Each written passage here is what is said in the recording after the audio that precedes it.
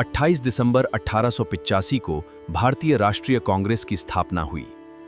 इस पहले सत्र में 72 प्रतिनिधियों ने भाग लिया। ये सत्र मुंबई के गोकुलदास तेजपाल कॉलेज में हुआ था। वोमेश चंद्र बैनर्जी कांग्रेस के पहले अध्यक्ष बने और भारतीय राष्ट्रीय कांग्रेस सबसे बड़ा संगठन बना। नमस्कार साथियों, मैं अमरीश सिन्हा, आप देख रहे हैं अड्डा 24/7 CS हब। आज हम भारतीय इतिहास के एक सबसे महत्वपूर्ण टॉपिक भारतीय राष्ट्रीय कांग्रेस की स्थापना से शुरुआत करेंगे। आखिर भारतीय राष्ट्रीय कांग्रेस की स्थापना क्यों हुई, इसका क्या कारण था और भारत के क्षेत्र में इसका प्रभाव क्या पड़ा, इसको हम देखेंगे।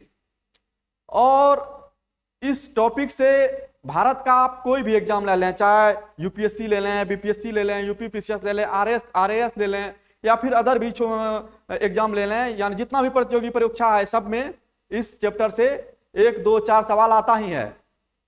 तो सवाल ये उठता है कि आखिर भारतीय राष्ट्रीय कांग्रेस की स्थापना क्यों हुई, इसका क्या कारण था। तो 1885 में भारतीय राष्ट्रीय कांग्रेस की स्थापना हुई थी और इसके पहले के इतिहास इससे जुड़ा हुआ है। कहा जाता है कि भारतीय राष्ट्रीय कांग्रेस की स्थापना भारतीयों के द्वारा किया गया था। क्या यह सच है? कहीं यह भी कहने को मिलता है कि भारतीय राष्ट्रीय कांग्रेस की स्थापना अंग्रेज का देन था। क्या यह सत्य है? अब सत्य क्या है इसको हम जानेंगे। एक इस चैप्टर को शुरुआत करने से पहले मेरा एक क्वेश्चन है आप सबसे, क्या 1857 क्रांति इससे पहले हो ही गया था? तो फिर भारतीय राष्ट्रीय कांग्रेस की स्थापना करने का क्या उद्देश्य था, इसका क्या रीजन था? तो इसको अभी हम देखेंगे। तो था क्या दोस्तों कि 1857 का जब क्रांति हुआ और जब क्रांति समाप्त हो गया, उसके बाद भारत का जो ब्रिटिश का शासन था वो प्रत्यक्ष रूप से क्राउन का हो गया और उसके तहत अंग्रेज के द्वारा दोहरी नीति अपनाया गया। एक फूट डालो और राज करो, और दूसरा ये था कि अंग्रेज का जो शासन था, जो कि पहले ब्रिटिश ईस्ट इंडिया कंपनी के हाथ में था, वो इंग्लैंड के क्राउन में के हाथ में चला गया। अब वहीं से वो शासन करेंगे। तो कहने का मतलब है कि एक हिसाब से वो अपना सही वर्ताव दिखाएंगे क्राउन के द्वारा, लेकिन दूसरा वहीं वो फूट डालो और राज करो की नीति अपनाएंगे। और उसके बाद क्या हुआ दोस्तों, जब 1857 क्रांति समाप्त हो गया तो भारतीयों के मन में अंग्रेज का जो पहले से डर था वो समाप्त हो गया और उसके बाद धीरे धीरे छोटा मोटा आंदोलन शुरू हो जाएंगे और उसके बाद भारत में विभिन्न प्रकार की संस्था बनने लगेगी। तो अंग्रेज को ऐसा लगने लगा कि अब तो ये, और उस समय ऐसा भी था कि 1862 सब में विश्वविद्यालय सबका स्थापना हो गया। आपका मद्रास विश्वविद्यालय ऐसा इसी टाइप का विश्वविद्यालय स्थापना होने लगा। उसके बाद धीरे धीरे भारतीय लोग पढ़ने लिखने लगे और शिक्षित लोग के मन में तो सवाल पैदा होने लगाना कि आखिर ऐसा क्या था जो कि अंग्रेज के द्वारा फूट डालो नीति को अपनाया जा रहा है और वहां डायरेक्ट क्राउन को शासन दे दिया गया। तो आइए आज हम जानते हैं भारतीय राष्ट्रीय कांग्रेस।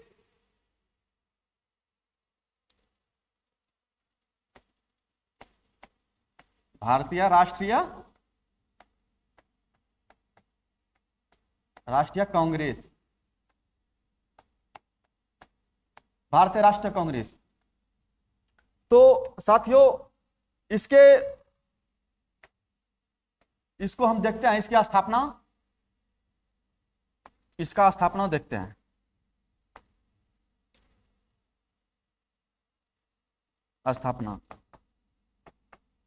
इसका स्थापना कब हुआ था और स्थापना होने का कारण क्या था? कारण, अब इसके कारण को तो हम देखेंगे ही ना, उसके बाद इसका प्रभाव भी देख सकते हैं। प्रभाव तो बोला जाता है कि भारतीय राष्ट्रीय कांग्रेस के स्थापना में सबसे अधिक योगदान अंग्रेज का है और इसका स्थापना दोस्तों हुआ था, कब हुआ था? 28 दिसंबर 1885 स्थापना हुआ था। तो था क्या दोस्तों कि जब सिविल से ये जो स्थापना हुआ था भारतीय राष्ट्रीय कांग्रेस का, इसमें अधिकतर जो शिक्षित लोग थे, जैसे कि आपका वकील हो गया, पत्रकार हो गया, इसमें अधिकतम जो लोग थे, अधिकतम लोग जो थे वो शिक्षित थे। शिक्षित कहने का मतलब है वकील हो गए, प्लस पत्रकार, तो इनके द्वारा ही इसका स्थापना हुआ था। और इसमें कहा जाता है कि भारतीय राष्ट्रीय कांग्रेस के स्थापना में सबसे बड़ा योगदान है ए ह्यूम का।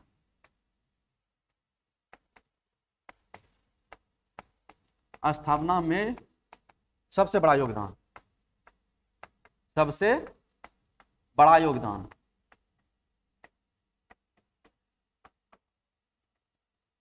ए ह्यूम का, ए ओ ह्यूम का, ए ह्यूम का था। और अब ए ह्यूम के बारे में भी हम थोड़ा सा देख लेते हैं।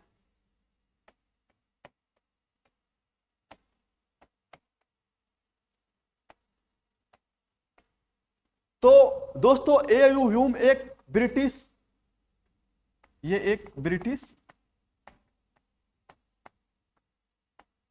रिटायर्ड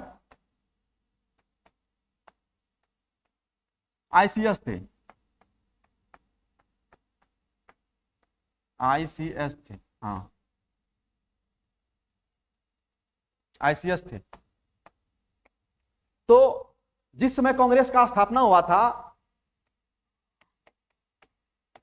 कांग्रेस का स्थापना हुआ था, जिस समय स्थापना हुआ था, उस समय जो वायसराय था, भारत का वायसराय, वो डफरिन था, वायसराय लॉर्ड डफरिन थे।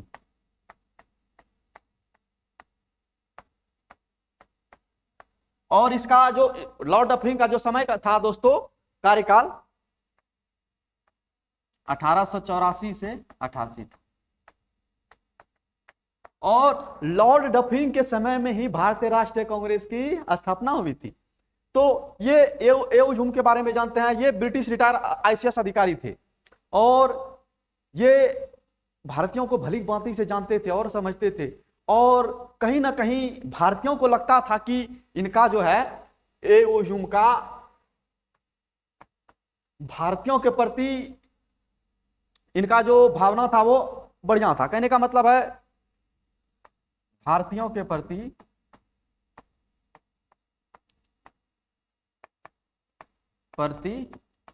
इनका स्वभाव जो था, कैसा स्वभाव था बताइए? स्वभाव अच्छा, मतलब ये भारतीयों के बारे में सोचते थे कि न भारत को भी जल्द ही आजादी मिलना चाहिए। पर क्या ये सच था? पर ये तो भारतीय लोग सोचते थे ना, पर ऐसा नहीं था दोस्तों। कहा जाता है कि जब 1857 का क्रांति हुआ और उसके बाद क्रांति के बाद छोटे छोटे विद्रोह होने लगे, और विद्रोह होने के बाद क्या बोलते हैं, विभिन्न तरह की छोटे मोटे संस्था का स्थापना होने लगा। तो उसी संस्था को 1857 की क्रांति के बाद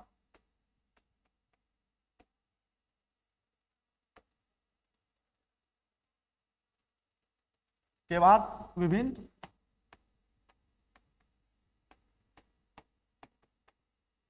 संस्था बनने लगे, विभिन्न संस्था बनने लगे, छोटे छोटे। और इससे जो अंग्रेज था,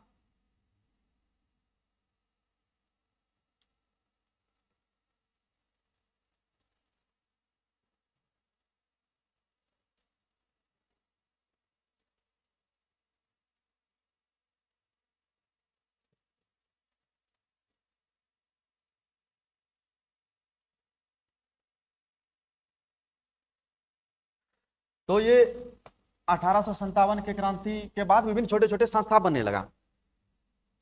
और जब संस्था बनेगा तो इसमें होगा क्या दोस्तों कि वो क्रांति करेंगे, क्रांति का रूप धारण न कर लें, इसलिए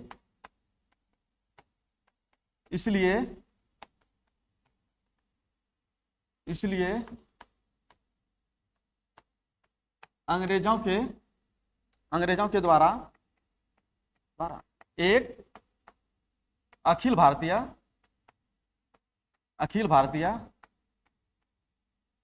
संस्था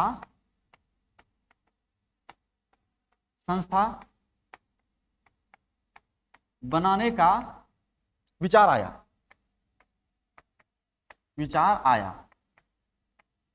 अब इसका क्या मतलब है दोस्तों कि जब 1857 के क्रांति के बाद विभिन्न छोटे मोटे क्रांति होने लगा और उसके बाद विभिन्न छोटे मोटे संस्था बनने लगी, तो अंग्रेज को ये लगा कि कहीं ये छोटे मोटे संस्था हर जगह से उठ के मेरा ही 1857 की तरह हालत ना खराब कर दे, इसीलिए उनके द्वारा एक अखिल भारतीय संस्था बनाया गया। और ये जो उपज था किनका था, ये जो उपज था यही था एओ ह्यूम का,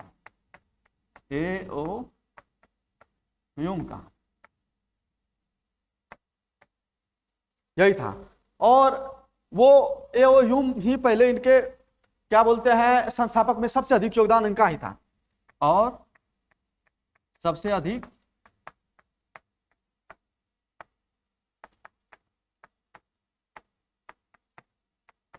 योगदान इनका ही था इस संस्था को बनाने में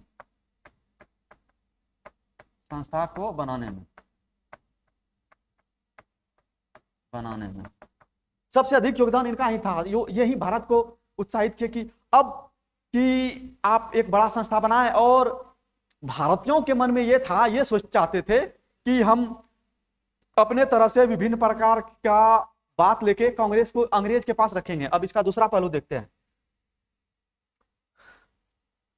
कारण ही देख लेते हैं। कारण को देखें तो अंग्रेज का अलग है, अंग्रेज का दृष्टिकोण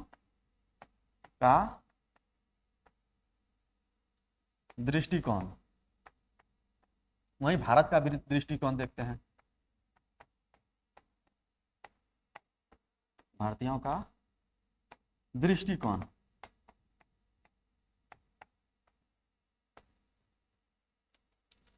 अंग्रेज के अपने हिसाब से क्या सोचते थे कि हम अपना जो फूट डालो राज करो नीति, फूट डालो और क्या राज करो,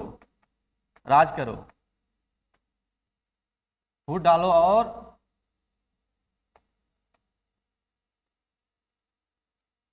राज करो नीति, फूट डालो और राज करो नीति को चलाएंगे। और दूसरा, क्राउन के हाथ से शासन चलाना। वही आपका तीसरा बात देख लें तो भारतीयों के मन में जो अंग्रेज के लिए असंतोष पैदा हुआ था, कहने का मतलब है अंग्रेज जब आए थे उसके पहले भारत एक सुखी संपन्न देश था, और उनके आने के बाद यहाँ गरीबी, धर्म, हर क्षेत्र में अंग्रेज का प्रभाव पड़ा। तो भारतीयों के असंतोष को दबाने का प्रयास किया गया। असंतोष को दबाने का प्रयास था।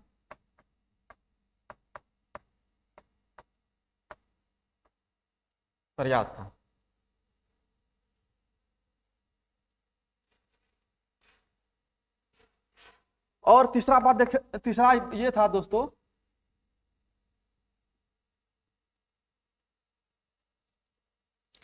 तीसरा आप ये देख सकते हैं, चौथा आपका ये था कि जो छोटी मोटी संस्था थी, छोटी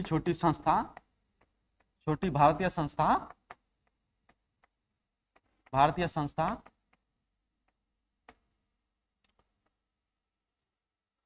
उसे बड़ा ना होने देना। बड़े या अखिल भारतीय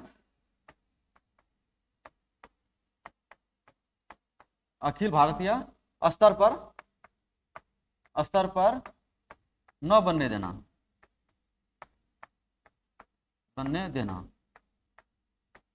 ये था।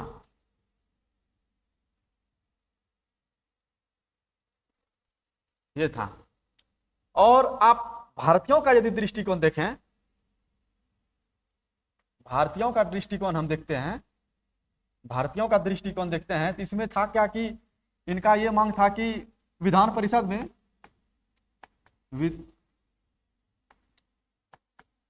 विधान परिषद में अधिक से अधिक अधिक से अधिक अधिक से अधिक क्या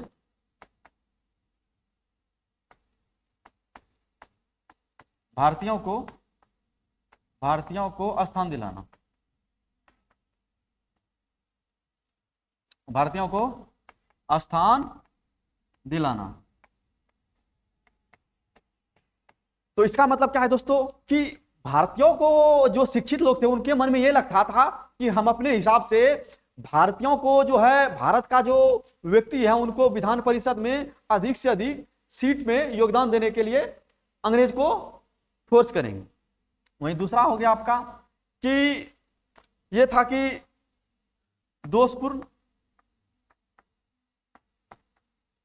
दोषपूर्ण नीति को हटाना। कहने का मतलब है, दोषपूर्ण नीति का क्या है दोस्तों कि अंग्रेज के द्वारा जो भारत में दोषपूर्ण नीति अपनाया गया था, उसी को हटाने के लिए ये उसका भारतीयों के मन में लगता था कि हम यदि करेंगे तो वो मान जाएंगे। और तीसरा आप ऐसा कह सकते हैं कि वो जो विभिन्न प्रकार के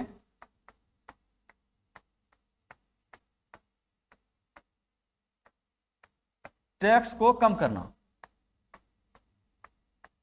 दोस्तों इस समय बोला जाता है कि अंग्रेजों के द्वारा बहुत अधिक मात्रा में भारतीयों से टैक्स लिया जाता था, यह भी रीजन था। और चौथा था कि अनुग्रह के आधार पर,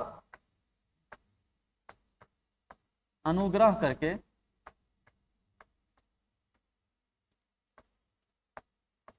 अपना बात मनवाना।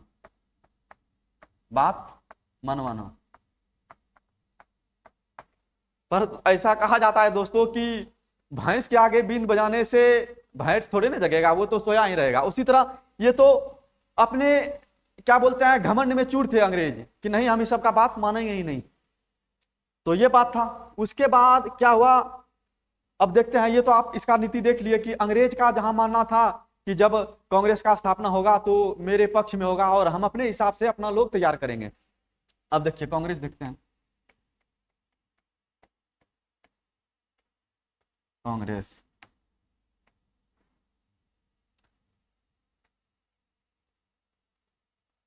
इसका स्थापना हुआ था, स्थापना ये तो पहले 28 दिसंबर 1885 ईस्वी में।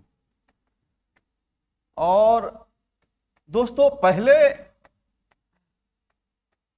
ये अधिवेशन, जो कांग्रेस का पहला अधिवेशन होने वाला था,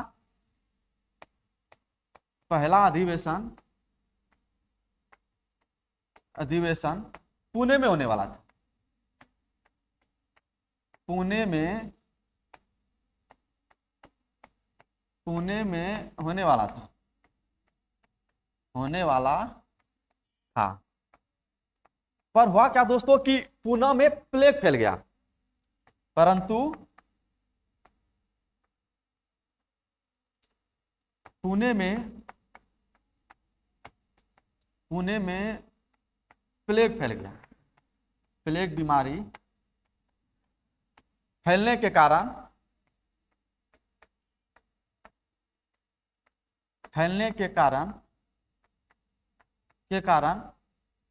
कांग्रेस का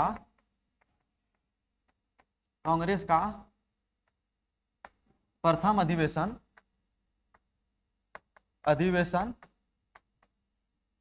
मुंबई में किया गया। तो पहले दोस्तों जो भारतीयों के द्वारा या फिर अंग्रेज के द्वारा ये फैसला लिया गया था कि कांग्रेस का जो अधिवेशन होगा वो पुणे में होगा, पुणे में। पर पुणे में बहुत अधिक मात्रा में प्लेग बीमारी फैल गया और उससे वो एक यानी कि फैलने वाला बीमारी था। तो इससे अंग्रेज और भारतीय लोग भी डर गए कि यहाँ तो बीमारी फैल गया है, तो इसके लिए दूसरा जगह चुना गया जिसका नाम था, उस जगह का नाम था मुंबई। तो मुंबई में पहला अधिवेशन हुआ, मुंबई में पहला कांग्रेस का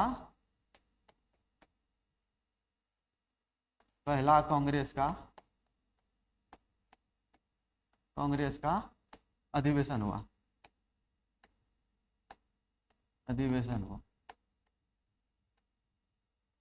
और दोस्तों इस अधिवेशन में कुल 72 आदमी ने, 72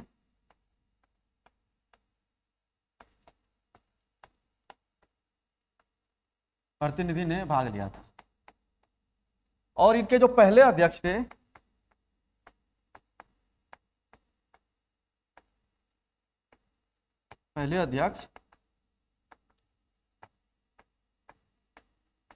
योमेश चंद्र बनर्जी थे।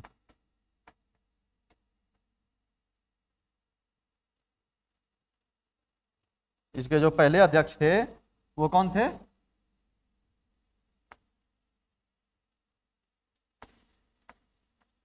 पहले जो अध्यक्ष थे वो कौन थे? योमेश चंद्र,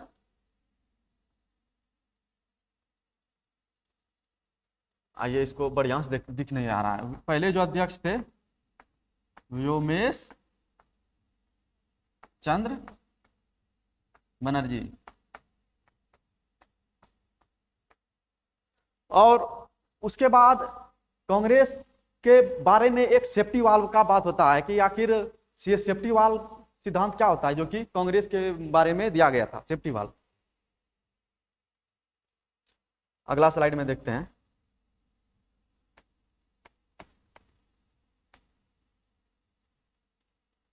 सेफ्टी वाल्व, सिद्धांत,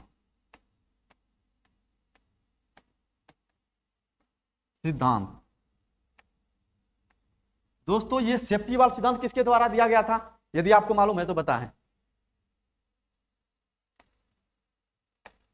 तो दोस्तों ये सिद्धांत जो था किसके द्वारा दिया गया था? लाला लाजपत राय। ये सिद्धांत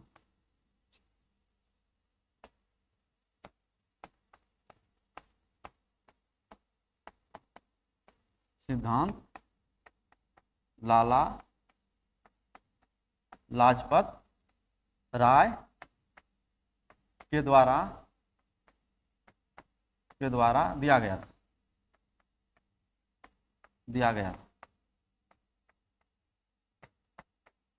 अब ये सेफ्टी वाल्व का मतलब क्या हुआ है दोस्तों? तो दोस्तों सेफ्टी वाल्व का मतलब ये था कि इनका कहने का मतलब था कि अंग्रेजों के द्वारा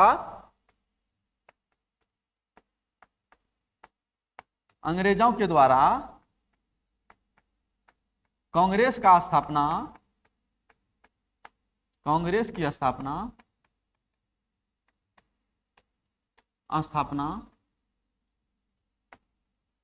अपने सुरक्षा के लिए किया है, किया है। अब इसका मतलब क्या है दोस्तों? और यह भी कहीं ना कहीं सत्य है।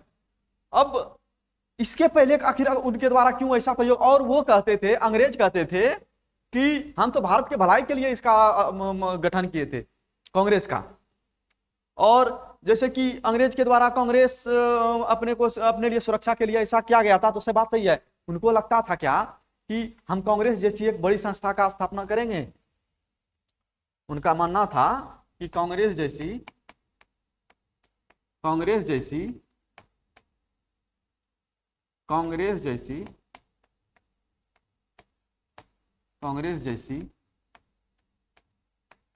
एक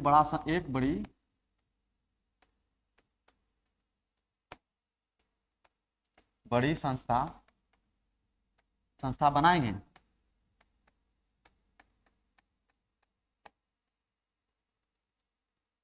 संस्था बनाएंगे। और इसके तहत हम इसके तहत क्या करेंगे, इसके तहत भारतीय जो कौन शिक्षित हैं,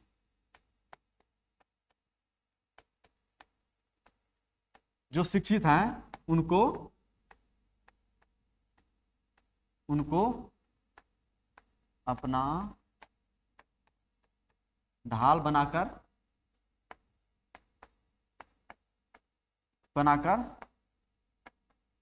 अपने अपने कार्य को सरलतापूर्वक करेंगे। वो ये सोचते थे कि कांग्रेस जैसी संस्था हम बना के और उसमें जो शिक्षित भारतीय लोग हो गए उनको लाकर एक बड़ा अपना ढाल के रूप में उसको उपयोग करेंगे, इसीलिए उनके द्वारा यह स्थापना किया गया था। उसके बाद अब कांग्रेस के बारे में विभिन्न लोगों का विभिन्न प्रकार का टिप्पणी है और उस टिप्पणी को भी देख लेते हैं। जो कांग्रेस के पे जो टिप्पणी किया गया है,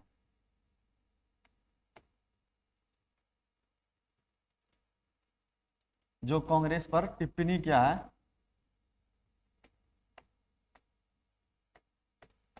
टिप्पणी बंकिम चंद्र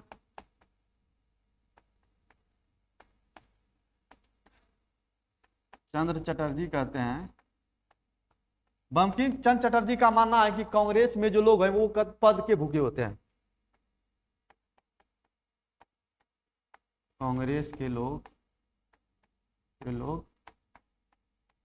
पद के भूखे होते हैं।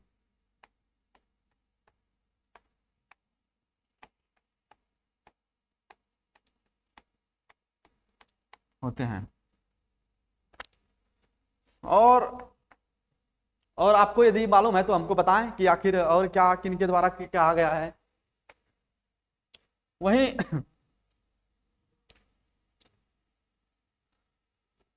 आपका डफरिन कहते हैं,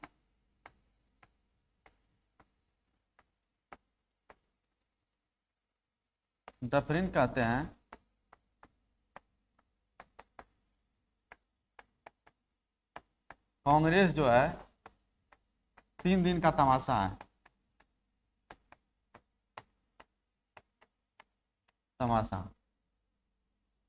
ऐसा उनके द्वारा कहा गया था, 3 दिन का तमाशा।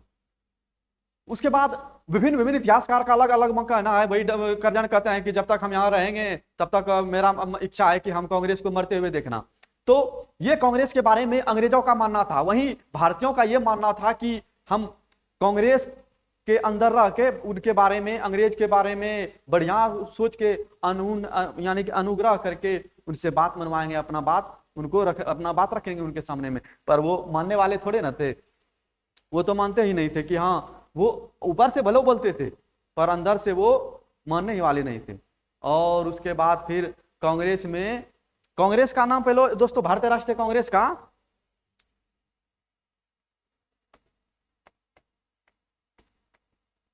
भारतीय राष्ट्रीय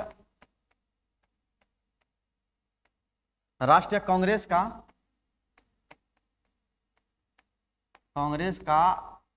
पहले नाम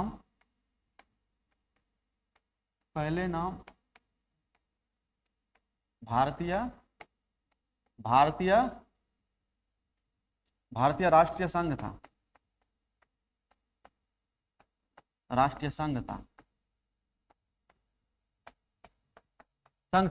दोस्तों, जिस समय भारतीय राष्ट्रीय कांग्रेस की स्थापना हुई थी उस समय इसका नाम भारतीय राष्ट्रीय कांग्रेस नहीं था, और लेकिन इसका भारतीय राष्ट्रीय संघ नाम था। लेकिन भारतीय राष्ट्रीय कांग्रेस नाम भारतीय राष्ट्रीय कांग्रेस नाम दादा भाई नौरोजी के द्वारा दिया गया। दिया गया। जो भारतीय राष्ट्रीय संघ पहले इसका नाम था, पर जब दादा भाई नौरोजी यहाँ आए इस संस्था में तो इनका नाम भारतीय राष्ट्रीय कांग्रेस पड़ा। और इसके बारे में यदि आप भी कुछ जानते हैं तो मुझे कमेंट करें। तो दोस्तों ये तो कांग्रेस एक बहुत बड़ी संस्था थी, इसके बारे में हम 30-40 मिनट में तो डिफाइन नहीं कर सकते हैं। तो समझ लीजिए आधा पाठ आज हुआ और आधा जो पाठ होगा आने वाली कक्षा में होगी। तो दोस्तों ये क्लास आपको कैसी लगी कमेंट में जरूर बताएं। धन्यवाद।